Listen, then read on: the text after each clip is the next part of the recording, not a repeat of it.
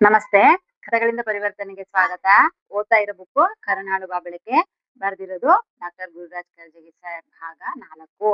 ಇವತ್ತೊಂದು ಹೊಸ ಚಾಪ್ಟರ್ ನೋಡೋಣ. ಚಾಪ್ಟರ್ ಹೆಸರು ಸಂಶಯದ ನೆರಳು. ಸಂಶಯದ ನೆರಳು ಅನ್ನೋ ಚಾಪ್ಟರ್ ಇಂದ ನೋಡೋಣ. ಇದೊಂದು ಸುಂದರ ಸೂಫಿ ಕಥೆ. ಅದರ ಅರ್ಥ ತುಂಬಾ ಮಾರ್ಮಿಕವಾದದ್ದು ಅಂತ ಹೇಳಿ ಕರ್ಜಗಿ ಸರ್ ಮೊದಲೇ ಲೈನಲ್ಲೇ ಹೇಳಿದ್ದಾರೆ. ನೂರು ಎಂಬ ಒಬ್ಬ ಸೂಫಿ ಸಂತ ಇದ್ದ. ಅವನಿಗೆ 50 ವರ್ಷ ಆಗಿತ್ತು. ಆದ್ರೆ ಅವನಿಗೆ ಮದ್ವೆನೇ ಆಗಿರ್ಲಿಲ್ಲ. ಅಂದ್ರೆ ಮದ್ವೆ ಮಾಡ್ಕೋಬೇಕು ಅನ್ನೋ ಯೋಚನೆ ಸಹ ಇರ್ಲಿಲ್ಲ ಅವನಿಗೆ. ಅವನ ಜೊತೆ ಒಬ್ಬ ಆಳು ಮನುಷ್ಯ ಇದ್ದ. ಅಂದ್ರೆ ಅವ್ನಿಗೆ ಮದ್ವೆ ಆಗಿರ್ಲಿಲ್ಲ ಅಲ್ವಾ. ಅವ್ರ ಜೊತೆ ಒಬ್ಬ ತಾತನ ಇಟ್ಕೊಂಡಿದ್ದ ಆಳನ್ನ.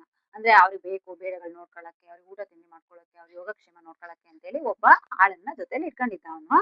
ಅವನು ಯಾವಾಗ್ಲೂ ಈ ನೂರಿ ಜೊತೆ ಇದ್ದು ಅವ್ರನ್ನ ಯೋಗಕ್ಷೇಮ ತುಂಬಾ ಚೆನ್ನಾಗಿ ನೋಡ್ಕೊಳ್ತಿದ್ರಿಂದ ಆ ಆಳನ್ ಕಂಡ್ರೆ ಈ ನೂರಿಗೆ ತುಂಬಾ ಇಷ್ಟ. ಅಂದ್ರೆ ಈ ನೂರಿ ಅನ್ನೋ ಸೂಫಿ ಸಂತ ಇದ್ದ ಅಲ್ವಾ, ಅವರಿಗೆ ತುಂಬಾ ಇಷ್ಟ ಅವ್ರನ್ನ ಕಂಡ್ರೆ.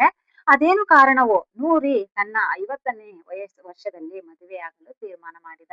50 ವರ್ಷ ಆಗೋವರೆಗೂ ಅವ್ರಿಗೆ ಮದ್ವೆ ಆಗ್ಬೇಕು ಅಂತ ಅನಿಸ್ತಿಲ್ಲ ಸೂಫಿ ಸಂತರಿಗೆ. 50 ವರ್ಷ ಆದ್ಮೇಲೆ ಓಕೆ ನನ್ ಮದ್ವೆ ಆಗ್ಬೋದು ಅಂತ ತೀರ್ಮಾನ ಮಾಡ್ತಾರೆ. ಆತನನ್ನು ಮದುವೆಯಾಗಲು ಒಪ್ಪಿದ ಹುಡುಗಿ ಅವನಿಗಿಂತ ಬಹಳ ಚಿಕ್ಕವಳು ಮತ್ತು ತುಂಬಾ ಸುಂದರಿ ಕೂಡ. ತುಂಬಾ ಚಂದ ಇದ್ಲಂತೆ.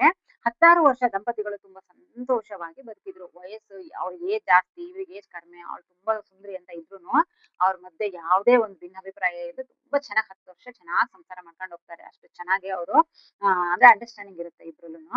ವಯಸ್ಸಿನ ಅಂತರವಾಗಲಿ ಮನೆಯಲ್ಲಿಯ ಕಷ್ಟಗಳಾಗಲಿ ಅವರ ಮನಸ್ಸನ್ನು ಕೆಡಿಸಲಿಲ್ಲ. ಒಂದು ಬಾರಿ ಮನೆಯ ಸೇವಕ ಬಂದು ಯಜಮಾನ ನೂರಿಯ ಹತ್ರ ಹೇಳ್ತಾನೆ, ಒಡೆಯ, ನಾನು ಹೀಗೆ ಹೇಳ್ತಿದ್ದೀನಿ ಅಂತ ನೀವು ತಪ್ಪು ತಿಳಿಯಬೇಡಿ. ನಾನು ಅಷ್ಟು ವರ್ಷ ನಿಮ್ಮ ಉಪ್ಪು ತಿಂದಿದ್ದೇನೆ. ನಿಮಗೆ ಸ್ವಲ್ಪವಾದ್ರೂ ತೊಂದರೆ ಆದ್ರೆ, ಅಪಚಾರವಾದರೆ ನನಗೆ ತುಂಬಾ ದುಃಖವಾಗುತ್ತೆ. ನಾನು ನಿಮಗೊಂದು ವಿಷಯ ಹೇಳಲೇಬೇಕು ಅಂತ ಹೇಳಿ ಆ ಆಳು ಬಂದು ಸೂಫಿ ಸಂತ ಹತ್ರ ಹೇಳ್ತಾರೆ. ಅಂದ್ರೆ ನಾನು ತಪ್ಪು ತಿಳಿಬೇಡಿ, ನಾನು ಹಿಂಗೆ ಹೇಳ್ತೀನಿ ಅಂತ. ನಿಮಗೆ ಗೊತ್ತಿದೆ ನಾನು ಎಷ್ಟು ನಿಮಗೆ ಋಣಿಯಾಗಿದ್ದೀನಿ ಅಂತ. ಇಷ್ಟು ವರ್ಷದಿಂದ ನಾನು ನಿಮ್ ಜೊತೆಲೇ ಇದ್ದೀನಿ, ನಿಮ್ ಕೆಲಸ ಮಾಡ್ತಾ ಇದ್ದೀನಿ. ನಾನು ಯಾವತ್ತೂ ನಿಮ್ಗೆ ತೊಂದರೆ ಮಾಡೋ ಕೆಲಸ ನಾನು ಹೇಳಲ್ಲ. ತೊಂದರೆ ಆಗಂತದ್ದು ನಿಮ್ ಒಳ್ಳೇದನ್ನೇ ಬಯಸ್ತೀನಿ ನಾನು ಯಾವಾಗ್ಲೂ. ಅದೇ ವಿಷಯ ನಿಮ್ಮ ಹತ್ರ ಹೇಳಲೇಬೇಕು ಅಂತ ಹೇಳಿ ಆ ಆಳು ಸೂಫಿ ಸಂತ ಹತ್ರ ಹೇಳ್ತಾರೆ. ಆಗ ಅವ್ರೇನ್ ಹೇಳ್ತಾರೆ, ಹೇಳು, ಸಂಕೋಚ ಬೇಡ. ನಿನ್ನ ಮೇಲೆ ನನಗೆ ಸಂಪೂರ್ಣ ನಂಬಿಕೆ ಇದೆ ಅಂತ ಹೇಳಿ ನೂರಿ ಹೇಳ್ತಾರೆ. ಒಡೆಯ, ನಿಮ್ಮ ಹೆಂಡತಿ ತುಂಬಾ ಒಳ್ಳೆಯವರು, ನನಗೆ ತಾಯಿ ಇದ್ದಂತೆ. ಆದರೆ ಅವರು ಇತ್ತೀಚೆಗೆ ತುಂಬಾ ಬದಲಾಗ್ತಾ ಇದ್ದಾರೆ ಒಡೆಯ. ನಿಮಗೆ ತಿಳಿಯದಂತೆ ಅವರು ಏನೋ ಸಂಚನ್ನು ಮಾಡ್ತಾ ಇದ್ದಾರೆ ಅಂತ ಹೇಳಿ ಆಳು ಆ ನೂರಿ ಹತ್ರ ಹೇಳ್ತಾರೆ. ಸಂಜೆ ನನ್ನ ಹೆಂಡತಿ ಏನು ಅವ್ರು ಹೇಳ್ತಾರೆ, ಸಂಚೆ ನನ್ನ ಹೆಂಡತಿ ಸಂಚು ಮಾಡ್ತಾ ಇದ್ದಾಳೆ. ಆಶ್ಚರ್ಯದಿಂದ ಕೇಳಿದ ನೂರಿ. ಹೌದು ಒಡೆಯ, ಆಕೆ ತನ್ನ ಕೋಣೆಯಲ್ಲಿ ಕುಳಿತು ತಮ್ಮ ಅಜ್ಜಿ ಕಾಲದಿಂದಲೂ ಇದ್ದ ಕಬ್ಬಿಣದ ಪೆಟ್ಟಿಗೆಯನ್ನು ತೆಗೆದು ಅದರಲ್ಲಿ ಏನೋ ಇಡ್ತಾ ಇರ್ತಾರೆ. ನಾನು ಇಷ್ಟು ವಿಶ್ವಾಸದ ಸೇವಕ ಅಂತ ಗೊತ್ತಿದ್ರುನು ನಾನು ಹೋದ ತಕ್ಷಣ ಅದನ್ನ ಕ್ಲೋಸ್ ಮುಚ್ಚಿಬಿಡ್ತಾರೆ. ನಾನು ಮೊದಲು ಆ ಪೆಟ್ಟಿಗೆಯಲ್ಲಿ ಅಜ್ಜಿಯ ಕಾಲದ ಹೆಣಿಗೆಯ ವಸ್ತುಗಳು, ಹಳೆಯ ಬಟ್ಟೆಗಳು ಇವೆ ಎಂದು ಭಾವಿಸಿದ್ದೆ. ಆದರೆ ಅದರಲ್ಲಿ ಏನೋ ದೊಡ್ಡ ಗಂಟು ಇದ್ದಂಗೆ ಕಾಣುತ್ತದೆ. ಇಂತಹ ರಹಸ್ಯವಾಗಿ ಕೆಲಸವನ್ನು ನಡೆಸುವ ಉದ್ದೇಶವೇನಿರಬಹುದು ಅಂತ ಹೇಳಿ ಆ ಸೇವಕ ಆ ಯಜಮಾನನ ಹತ್ರ ಹೇಳ್ತಾರೆ. ಅಂದ್ರೆ ದಿನಾ ಸಂಜೆ ಆ ರೂಮಿಗೆ ಹೋಗ್ತಾರೆ. ಅಲ್ಲಿ ಇರೋ ಹಳೆ ಟ್ರಂಕ್ ಅನ್ನ ಓಪನ್ ಮಾಡ್ತಾರೆ.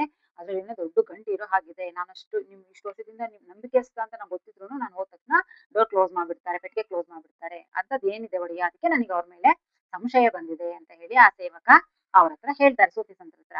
ಈ ಮಾತನ್ನು ನೂರಿ ಹೆಂಡತಿ ಸಹ ಕೇಳಿಸ್ಕೊಂಡ್ಬಿಡ್ತಾಳೆ. ಅಂದ್ರೆ ಆ ಸೇವಕ ಈ ನೂರಿ ಹತ್ರ ಯಜಮಾನನ ಹತ್ರ ಹೇಳ್ತಾ ಇದ್ದದನ್ನ ಅವಳು ಸಹ ಕೇಳಿಸ್ಕೊಂಡ್ಬಿಡ್ತಾಳೆ. ಮರುದಿನ ನೂರಿ ಹೆಂಡತಿಯ ಬಳಿಗೆ ಹೋಗಿ ಆ ಪೆಟ್ಟಿಗೆಯನ್ನು ತೆಗೆದು ತೋರಿಸಬೇಕು ಅಂತ ಕೇಳ್ದ. ನೋಡು, ಆ ಪೆಟ್ಟಿಗೆಯಲ್ಲಿ ಏನಿದೆ ನನಗೆ ತೋರಿಸು ಅಂತ ಹೇಳಿ ಸೂಫಿ ಸಂತರ ಕೇಳ್ತಾರೆ ಆ ಹೆಂಡತಿನ. ಆಗ ಆಕೆ, ನನ್ನ ಮೇಲೆ ನಿಮಗೆ ನಿಜವಾದ ಸಂಶಯವಿದೆಯೋ ಅಥವಾ ಸೇವಕ ಹೇಳ್ದ ಅಂತ ಹೇಳಿ ನನ್ನ ಕೇಳ್ತಾ ಇದೀವಿ ಅಂತ ಹೇಳಿ ಅವ್ಳು ಹೇಳ್ತಾಳೆ. ಅಂದ್ರೆ ನಿಮಗೆ ನನ್ನ ಮೇಲೆ ನಂಬಿಕೆ ಇಲ್ವಾ? ಅವ್ರು ಏನೋ ಹೇಳಿದ್ರು, ಸೇವಕ ಏನೋ ಹೇಳಿದ್ರು ಅಂತ ಹೇಳಿ ನನ್ನನ್ನ ಪೆಟ್ಟಿಗೆ ತೋರ್ಸು ಅಂತ ಕೇಳಕ್ ಬಂದಿದ್ದೀರಾ ಅಂತ ಹೇಳಿ ಅವ್ಳು ಹೇಳ್ತಾಳೆ ಹೆಂಡತಿ. ಯಾಕೆ ನಿನಗೆ ಈ ಪ್ರಶ್ನೆಯ ಉತ್ತರ ಸಿಗದೆ ತೋರಿಸಲಾಗದೆ? ಅಂದ್ರೆ ನೀನ್ ಕೇಳಿದ ಪ್ರಶ್ನೆಗೆ ನಾನು ಉತ್ತರ ಕೊಡ್ಲಿಲ್ಲ ಅಂದ್ರೆ ತೋರ್ಸಕ್ ಆಗಲ್ವಾ ನಿನಗೆ ಅಂತ ಹೇಳಿ ರಾಜ ಅವರು ಸೂಫಿ ಸಂತರ ಕೇಳ್ತಾರೆ. ಹಾಗೆಯೇ ತೋರಿಸಲಾರೆ ಎಂದಳಾಕೆ. ಅವಳೇನಂತ, ಹೌದು, ನಾನ್ ತೋರ್ಸಲ್ಲ ಅಂತ ಹೇಳಿ ಅವ್ಳು ಹೇಳ್ತಾಳೆ. ನೂರಿ ಕೇಳ್ತಾ, ಪೆಟ್ಟಿಗೆಗೆ ಬೀಗ ಹಾಕಿದ್ಯಾ ಅಂತ ಹೇಳಿ ನೂರಿ ಹೆಂಡತಿನ ಕೇಳ್ತಾರೆ. ಇದು ತೆಗೆದುಕೊಳ್ಳಿ ಆ ಬೀಗನ ಅಂತ ಹೇಳಿ ಅವಳು ಅವ್ರ ಕೈಯಲ್ಲಿ ಬೀಗ ಇಟ್ಟು ಕಣ್ಣಲ್ಲಿ ನೀರು ತುಂಬಿಕೊಂಡು ಅವಳು ಆಚೆ ಹೋಗ್ತಾಳೆ.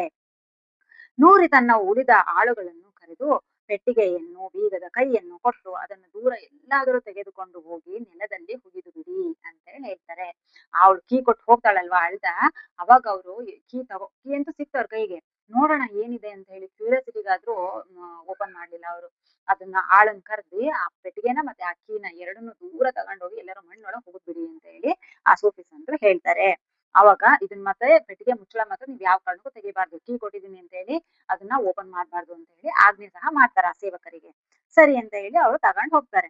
ಅವಾಗ ಆಕೆ ಕಾರಣ ಕೇಳ್ತಾಳೆ, ಯಾಕೆ ಹಿಂಗ್ ಮಾಡಿದ್ರಿ? ನಾನ್ ಕೀ ಕೊಟ್ಟೆ ತಾನೆ, ಅದನ್ನ ಓಪನ್ ಮಾಡಿ ನೋಡ್ಬೋದಿತ್ತು ತಾನೆ ಅದ್ರಲ್ಲಿ ಏನಿತ್ತು ಅಂತ ಹೇಳಿ ಅವ್ರ ಹೆಂಡತಿ ಹೇಳಿದಾಗ, ಆಗ ಅವ್ರು ಹೇಳ್ತಾರೆ ಸೂಫಿ ಸಂತರು ಹೇಳ್ತಾರೆ, ಗಂಡ ಹೆಂಡಿರ ನಡುವೆ ಸಂಶಯದ ಯಾವ ವಸ್ತುವು ಇರಬಾರದು. ಪೆಟ್ಟಿಗೆಯಲ್ಲಿ ವಿಶ್ವಾಸ ಕಳೆಯುವ ಯಾವುದಾದರೂ ವಸ್ತು ಸಿಕ್ಕಿದ್ದರೆ ನನಗೆ ನಿನ್ನ ಮೇಲೆ ನಂಬಿಕೆ ಹೋಗುತ್ತಿತ್ತು. ಏನು ಇರದಿದ್ದರೆ ನಿನಗೆ ನನ್ನ ಮೇಲೆ ನಂಬಿಕೆ ಕಡಿಮೆಯಾಗುತ್ತಿತ್ತು. ಆದ್ದರಿಂದ ಆ ವಸ್ತುವೇ ಬೇಡ ಎಂದು ತೀರ್ಮಾನಿಸಿದೆ. ಎಂತ ಒಳ್ಳೆ ನಿರ್ಧಾರ ನೋಡಿ. ನಮ್ ಜೀವನದಲ್ಲೂ ನಮ್ ಸಂಸಾರದಲ್ಲೂ ಕೆಲವೊಂದು ಸಂದರ್ಭಗಳು ಬಂದಾಗ ನಾವು ಇದೇ ತರ ಪ್ರಜ್ಞೆಯಿಂದ ಅಂದ್ರೆ ಒಂದು ದೊಡ್ಡ ಅಂದ್ರೆ ವಿಶಾಲವಾಗಿ ಯೋಚನೆ ಮಾಡಿ ಆ ಡಿಸೈಡ್ ತಗೊಂಡ್ ನಿರ್ಧಾರ ಮಾಡ್ಬಿಟ್ರೆ ನಮ್ ಸಂಸಾರದಲ್ಲಿ ಬಿರುಕು ಅನ್ನೋದೇ ಬರಲ್ಲ. ಅಷ್ಟು ಚೆನ್ನಾಗಿ ಹ್ಯಾಪಿಯಾಗಿ ಬದುಕ್ಬೋದು. ಎಂತ ಅದ್ಭುತವಾದ ಮಾತು ನೋಡಿ ಅವ್ರು ಹೇಳಿದ್ದು ಸೂಫಿ ಸಂತರು. ಆಗ ಈಗ ಕರಡಿಗ ಸರ್ ಏನ್ ಹೇಳ್ತಿದ್ದಾರೆ ಅಂದ್ರೆ, ಸಂಸಾರದ ಸಂಬಂಧಗಳು ತುಂಬಾ ನಾಜುಕಿನವು.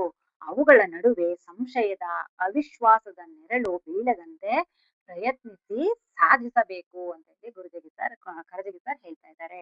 ಅಂದ್ರೆ ನಮ್ ಜೀವನ ನಮ್ ಸಂಬಂಧಗಳು ಅನ್ನೋದು ತುಂಬಾ ಸೂಕ್ಷ್ಮವಾಗಿದ್ದು, ಒಂದ್ಸರಿ ಅವಕ್ಕೆ ಅಂದ್ರೆ ಅವಮಾನ ಅನುಮಾನ ಆ ತರದ್ ಏನಾದ್ರು ಬಂತು ಅಂದ್ರೆ ನಮ್ ಲೈಫ್ ಸಂಬಂಧಗಳು ತುಂಬಾ ಹಾಳಾಗ್ಬಿಡ್ತವೆ. ಹಾಗಾಗಿ ಆಗದೆ ಇರೋ ಹಾಗೆ ನೋಡ್ಕೊಳ್ಳೋದೇ ಒಂದು ದೊಡ್ಡ ಸಾಧನೆ ಅಂತ ಹೇಳಿ ಕರಜಗಿ ಸರ್ ಹೇಳ್ತಾ ಇದ್ದಾರೆ.